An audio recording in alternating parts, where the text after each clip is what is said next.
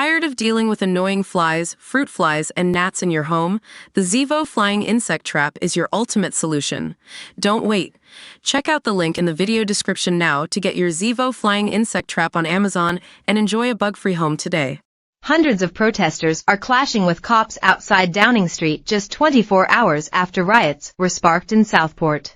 Some demonstrators have even thrown flares towards the gates of Downing Street at a protest in the wake of the horror stabbings on Monday. One image shows a crowd of protesters holding their fists in the air, while another shows 3 police vans lined up in front of the cenotaph. Officers were pictured putting on riot gear as demonstrators chanted and threw cans and glass bottles. Other protesters attempted to kick down a fence and were confronted by riot police.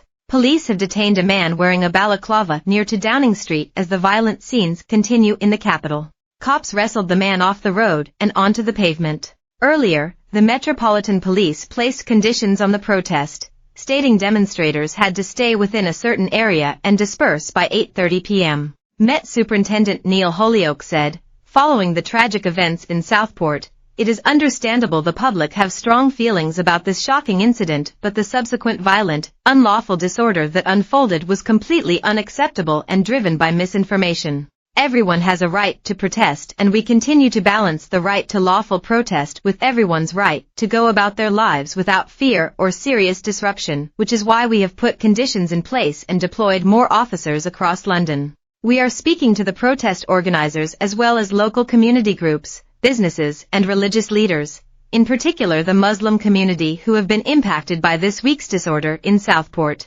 I urge everyone to exercise their right to protest calmly and within the law. Any disorder will be dealt with swiftly." Yesterday's riots in Southport saw protesters try and attack a mosque with police vehicles set ablaze. Cops suffered serious injuries when bricks, stones, and bottles were thrown in chaotic scenes.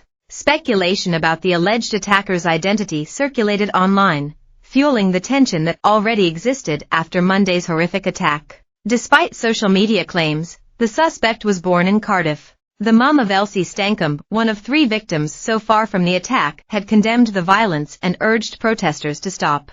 In a message widely shared online, Jenny Stankham said, "This is the only thing that I will write, but please stop the violence in Southport tonight. The police have been nothing but heroic these last 24 hours and we don't need this."